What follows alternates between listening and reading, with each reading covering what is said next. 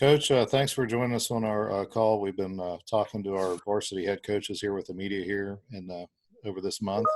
Why don't you start us out by giving us a recap of your fall season, and then as far as spring, you're kind of unique of when this came down because the competition really hadn't started yet, but you're in the middle of preparations where a lot of the other coaches we've talked to were nearing their conference championships. So if you could start out the call by giving us a recap on your fall and where you were in the spring, and then we'll take questions from the media. Sure thing, Miss. Well, fall for our sport is our non-championship season. So mainly it's a lot of training and scrimmage type competitions. In the springtime, our championship races are 2,000 meters long. In the fall, we're training to build up our aerobic base. So a lot of the competitions we do in the fall are going to be longer in nature, maybe 3,000 meters, 5,000 meters. And we don't really do much competitions in the fall, to be honest. So our fall is really about training because we are a training sport, much like swimming and running. Coming into the spring season, we had not done any competitions yet. Normally, our first competition is going to be during our spring training camp, which we were actually loaded up, packed up, ready to go when the bottom dropped out.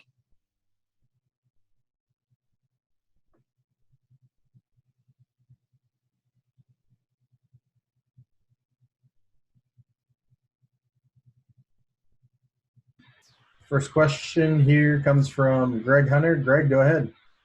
So, Coach, the question we've been asking everyone to start out with, it seems, is what was the reaction from you, your kids, when all of a sudden everything got pulled out from under you? Even now in reflection, I'm not sure I can really accurately describe what the reaction was, what the emotions were, because the information was flowing so quickly at that time.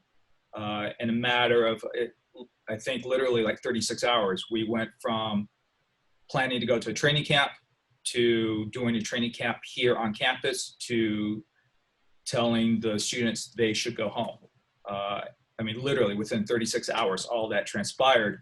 And I don't think we really had time to stop and react to the feelings of the situation.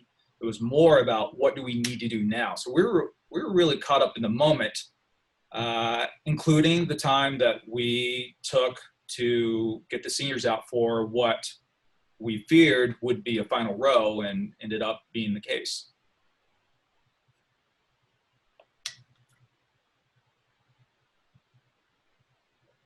Next question comes from John Antonik. John, go ahead. Jimmy, you got a number of athletes from all over. Have you been able to keep in touch with them? I know you've got probably some kids from some hot spots. What have you been able to do to keep up with them? So we've been trying to find a good balance between having regular communication with our team, but not overloading them because a lot of their classes are on Zoom. And, it feels like we're all living our lives on Zoom now.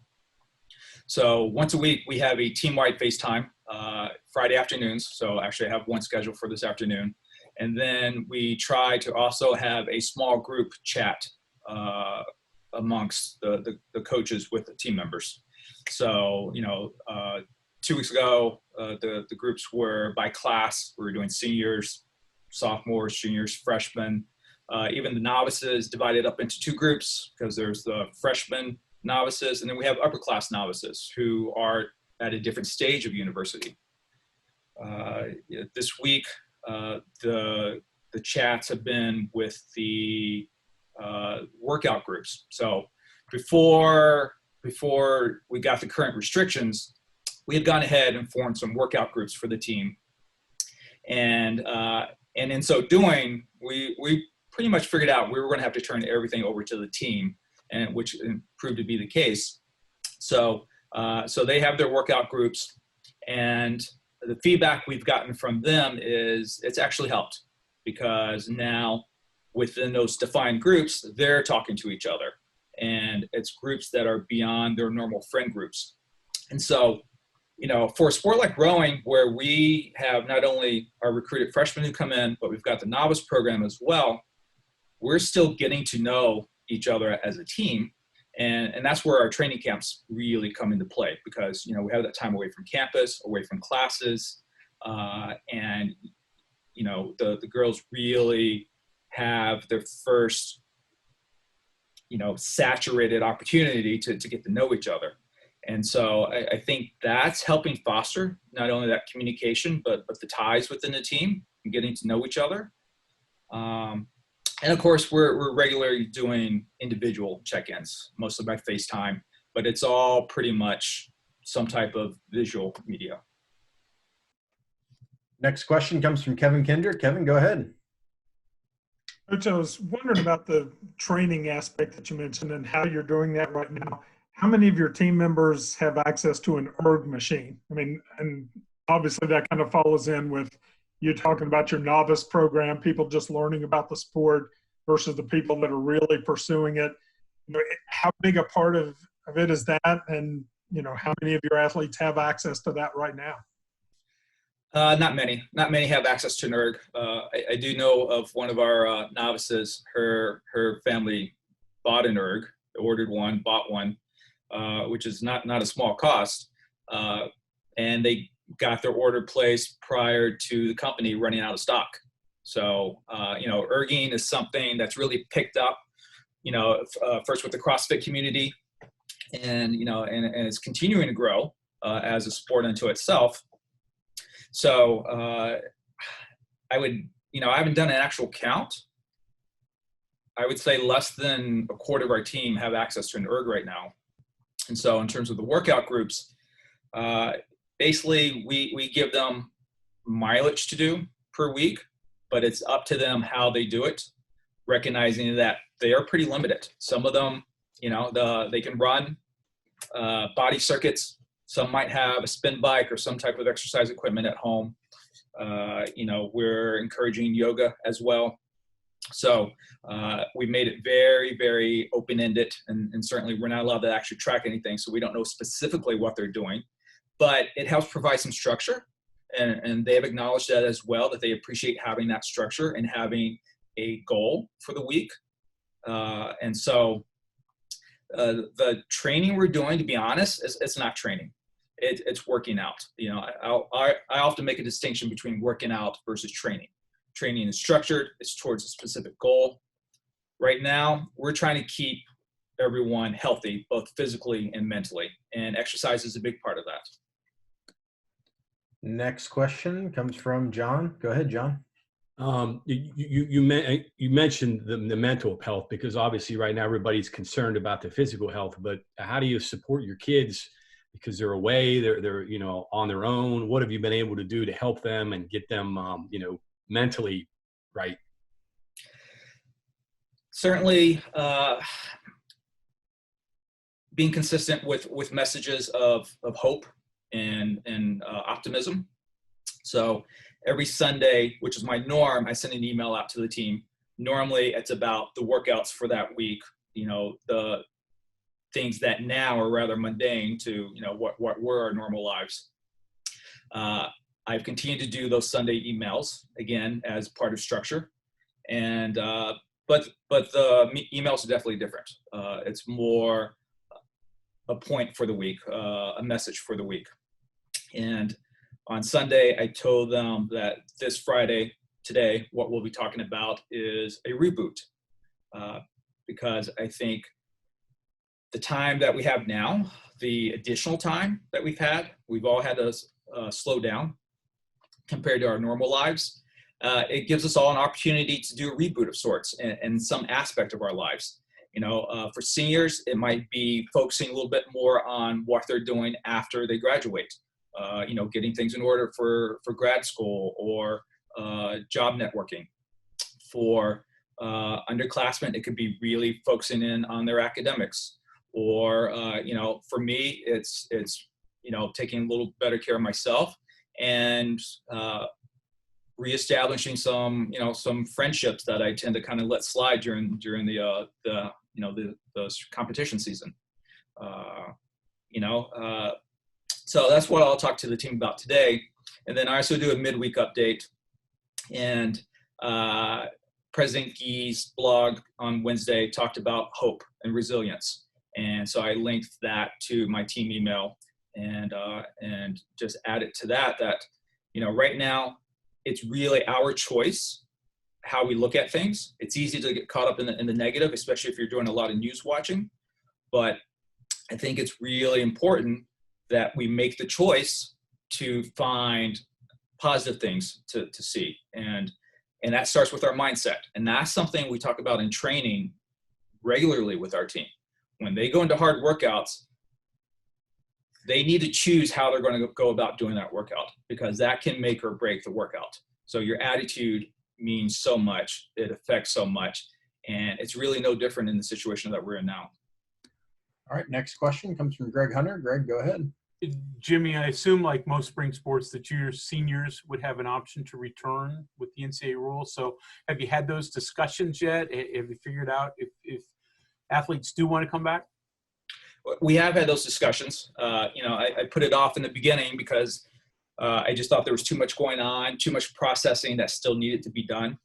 But we have recently had those discussions, and they're all planning to move forward. Some of them already have jobs lined up. We have some nursing students who are all set to start work this summer. We have a number of students who are looking at grad school, one of whom is already in grad school. And we have a couple students that will still need another semester to finish, but they are focused on moving forward.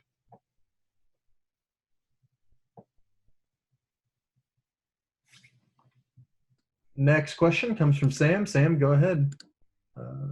Hey, Coach, you mentioned the silver lining, kind of looking positive. One of the recurring themes that we've had through all these Zoom conferences is, everybody's kind of had more time to spend with their families and stuff. Have you kind of seen that, had a little bit of a family bonding time, excuse me? You mean for me personally? Yeah, you. Personally. Well, for me, it's about connecting with my sister and her family. So, I'm not married. I don't have kids. It's me and Zoe, my lab, and she's definitely getting a lot more attention, and she and I are both getting a lot more exercise as we go out for runs. But part of those, relationships I talked about reestablishing or firming up, definitely for my sister. She's a wonderful person. I've got a niece and two nephews, and it's just fun and even more appreciative now to just have that FaceTime with them, to be able to see them. Next question. Go ahead, John. Last one for me. I got birds dive bombing my house. I don't know if that's a good omen or a bad omen. I don't know what to make. Your sport is contingent, obviously, upon getting kids from walk-ons and so forth. So I would imagine for you, it's going to be pretty important in the fall that the kids are back on campus, because that's how you recruit a number of the kids that you have on your roster. Is that accurate? Yeah, no, you're absolutely right. And, and that's the case for every collegiate rowing team. So, a novice program is not unique to WVU. That's every team in the country. And, it's interesting. We haven't even started having those discussions amongst our colleagues or our coaches group, I think, because we're still so focused on what's happening now and, and making sure we're keeping up communication with our team. Certainly recruiting is ongoing. I have a call scheduled later today. But yeah, even more of those are now via FaceTime as opposed to just being, on the phone talking to someone, because I think we all value and appreciate having this FaceTime with other people. The other night I ran into one of our local team members at Kroger. And, I was coming out of one directional aisle. She was coming out of the other. We hit right at at the end of the aisle. And, she had her mask on. I had my mask on. We, spent about 5 minutes chatting. And it was actually, I didn't really realize it at the time, but afterwards, just having, not face-to-face, but in-person contact with someone from our team. She's probably the first one in at least over 2 weeks that, I've seen in person. And it was refreshing. It was nice. But to the novice component, you're absolutely right, John. That is a huge component. And, that's in the category of what ifs. I often talk to the team about, it's important to know the what ifs, to be aware of the what ifs, to consider the what ifs, but we can't waste time or energy fixating on them. We'll deal with that as we get to it. And I think for most coaches, our approach is much like that we're seeing from, our university. It's sequential. Summer classes have been eliminated. Well, now we're waiting to find out about the fall. And once we know what's happening there, we'll start to formulate new plans. Next question comes from Greg Hunter. If we don't have any more after this, it'll be the last one. Go ahead, Greg. So, Jimmy, to follow up a little bit with John, in normal times, explain your recruiting, because, we understand football recruiting, basketball recruiting, but there aren't a ton of high school rowing programs out there. So where do you find kids? How do you do this? So again, this is the case for all collegiate rowing programs. It's not unique to us, but what is different for us is that there are only 2 programs in the state of West Virginia that have high school rowing, and that's Parkersburg and Parkersburg South. A lot of our team currently is made up of students from Ohio. There's a lot of rowing in Ohio, and basically it's just from the surrounding areas: Pennsylvania, Delaware, Virginia, New Jersey, but then also Florida. We've tapped into Florida in recent years and are continuing to recruit that area.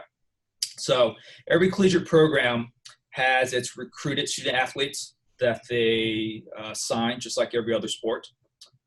We signed 5 in the fall, 2 more this winter. We have NLIs out to 2 more who will be signing with us. And, and that'll probably round out our recruiting class. But then we also have experienced walk-ons coming onto the team. Students from programs who, for one reason or another, don't necessarily meet our recruiting standards to come in to the varsity program, but they are going to come in and walk on and try out for the program. And they're very valuable people, because we have the novice component where we are recruiting off campus. And that's where we typically get our West Virginia kids, kids who excelled in other sports, but perhaps aren't, skilled enough to be competing at the D1 level, but certainly want it to be at WVU. So the novice component is a very important component of any collegiate rowing program. And, we'll hopefully be back on campus in the fall and be doing our normal on-campus recruiting. If not, we'll adapt just like everyone else. One more question here from Kevin Kender. Go ahead, Kevin. One sort of follow-up to that. For those athletes in the novice program, but then also those kind of honing their technique in your varsity program, how important is water time versus can they work on all of the fundamentals and techniques they have on the machines that you have? Or are there some things that you only get that really good work when they're out on the water? Well, there's certainly things they can work on the erg, the rowing machine, in terms of technique, but only to a limited extent. And, it's one thing to show your fitness and develop your fitness on land. It's entirely another thing to transfer that onto the water with an oar in your hand with 7 other people and trying to do it in perfect synchronicity. So, our training was going really well through the fall and through the winter. The girls were really excited about what could be the spring.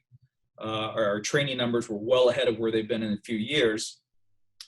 But even with that knowledge of the training numbers, it's a whole nother thing to actually transfer that onto the water. And so there's really no makeup for lost water time.